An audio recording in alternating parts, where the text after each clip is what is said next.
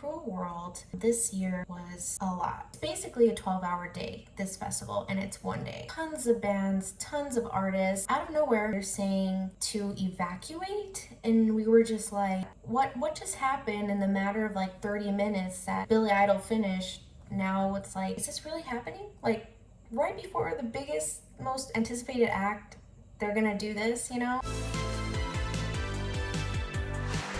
Welcome to the Nostalchica, where we talk about all things spooky, nostalgia, and life, because we all go through it. So today we're talking about Cruel World Festival, or Cruel World Fest 2023.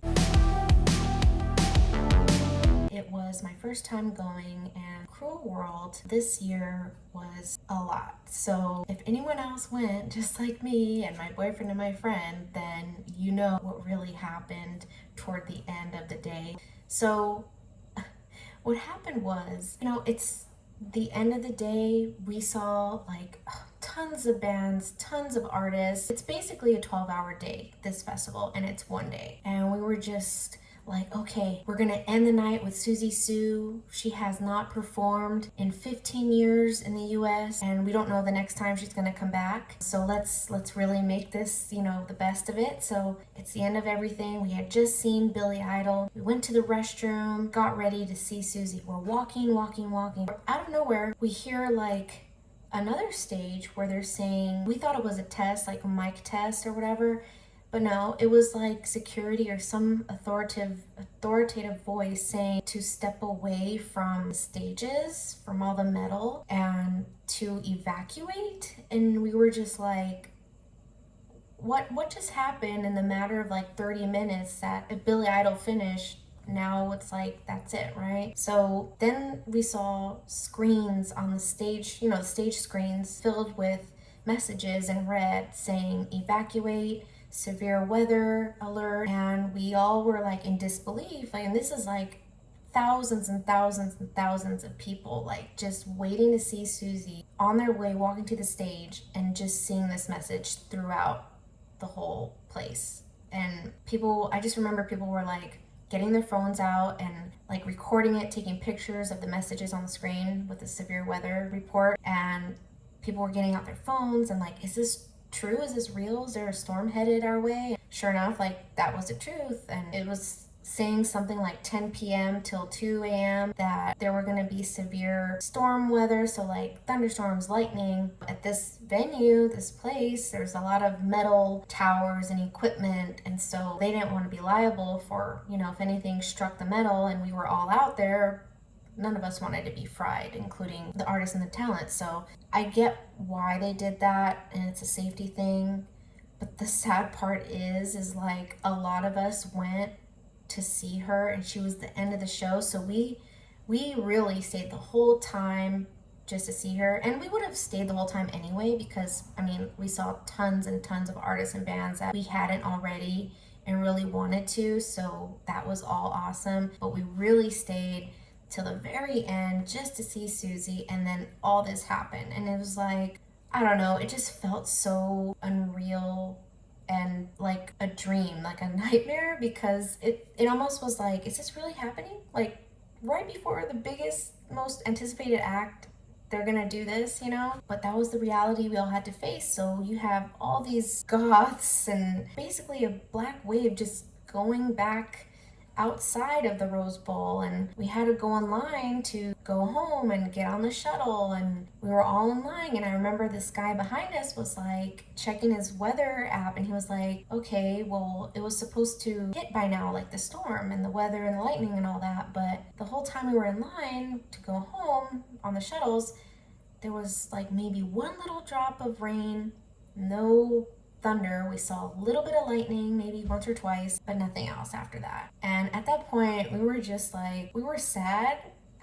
Yeah, Goth's sad, of course, right? But we really had a reason to be sad, not seeing Siouxsie. But we all like had to have humor and deal with it with laughter, because what else are we gonna do, And I just remember thinking like, how fitting a goth-centered festival, rain, thunder, and lightning, right? Like that's so on theme, on brand. But in this case, it actually had to cancel a performance that everyone was looking forward to.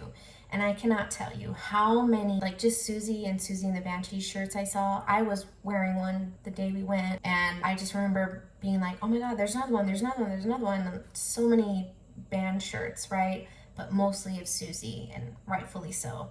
She's the queen of goth, you know. Even on the shuttle, on the way to our car, we were just like talking to other people. We just couldn't believe it. And then sure enough, it hit the news, and then the next morning, everybody knew what was going on. And they acted fast, I will say. I appreciate that. The next day, in the morning, my friend texted me at like 6 in the morning and was like, she sent me the Instagram post from Cruel World. They posted on their Instagram saying that Siouxsie and Iggy Pop, and even I think seeing Gary Newman, they were all going to perform the next day, Sunday, in the evening, and that everybody who missed it because of the weather, severe weather thing, that they could go for free, park for free, and see Siouxsie play, Iggy, and that Siouxsie would do an extended performance, which that's probably the best they could have done because Siouxsie was still in LA and it was the next day, so most likely some people were still around and in the area and could have gone. And unfortunately for myself, my boyfriend, and my friend, we all had previous engagements and couldn't go, so it sucks. But it's nice to know that they acted so quickly. Like Cruel World acted quickly, Siouxsie acted quickly. I mean, everybody just kind of was like, okay, we get it, it sucks, here, let's put this on for you guys and make it up to you. And I really think they tried their best, and had we not had plans, you know, before in advance, we would have totally gone. But you know, grandma comes first. But anyway, it sucked that we couldn't see Siouxsie as planned, but it was still so worth it seeing all those other huge names, 80s icons, and even like the newer bands like Boy Harsher, Twin Tribes, Molchat Doma, etc. All in all, it was such the perfect experience. I would go again. I would say my favorite moment, one was Twin Tribes. They blew it out of the water. It was my third time seeing them. Saw them for the first time at Catch One in LA, and then they also played at El Rey in LA, and then this was third time at Cruel World. To see them grow from where they were a couple years ago to like being on the lineup for Cruel World with acts like Billy Idol and Siouxsie, I can't imagine how they felt when they realized like they made it there. Well deserved. Their sound is so perfectly 80s goth, and I love that they covered Lobo and Paris, which is a classic, like Spanish 80s rock classic. I really hope they release that on their next album or as a single because they covered it so well. It was perfect. They had the crowd going. People of all ages who knew the original song like were really feeling it, and everybody just came and sang the song. Just aside from the cover, their music, like their own music, I just remember people like hearing them amongst the crowd. It was their first time seeing and hearing Twin Tribes, and you see that moment of when they realize, wow, these are really talented people and they have a great sound. They're just really enjoying and fully into the performance, and everybody like moving and bopping at the same time. So that was like really great to see Twin Tribes have their moment at this stage in their career, literally and figuratively. And I'm just so excited to see them keep going bigger and bigger. Once you've made it at Cruel World, I mean, you're getting there, you're getting places. Another was Molchat Doma. They were knocked it out of the park too. Super great, a lot of energy, and even though I didn't understand a word they said, the music was just so great. And that's the beauty of music, is that it's universal. So if it's not in your native tongue or like a language you know, you could still feel and enjoy it and be a big fan. So that was great. Just seeing Billy Idol for the first time, I was like, you know, I didn't even know how to react. When it was happening, I didn't even feel it. I was just like, just in shock, and then it hit later. But I will say my favorite moment in his performance, but just from the whole Cruel World, was that there was a point in his performance where he brought on his granddaughter, and she looks like she's about 3 years old, and I guess it was her birthday or recently, and he had us all sing happy birthday to her, and it was such a cute moment, so intimate, like granddaughter grandfather moment, that I didn't get it on video until like the very last 3 seconds of singing happy birthday. But it was just so sweet, so heartfelt, and to see that soft side of Billy Idol, you know, Billy Idol, it was just great. That was like another favorite moment of mine. And then seeing Gary Newman, oh my God. Look, Gary Newman is a legend, okay? And a lot of people say he's like the godfather of electronic music, and just that totally different sound back when he started in like the late 70s. It was just totally new. And that was like the music that I fell in love with of his. And he played metal, of course, Cars, both off of the Pleasure Principle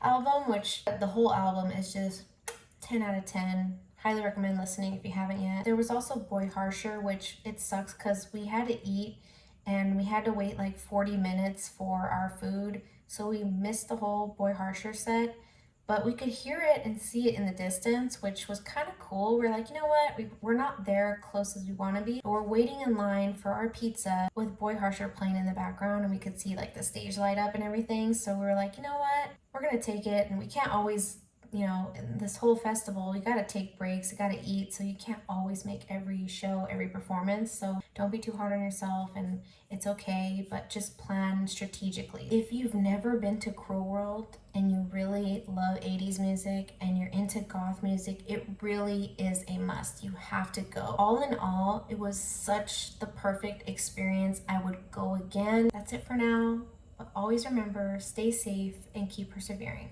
Nostalchica out.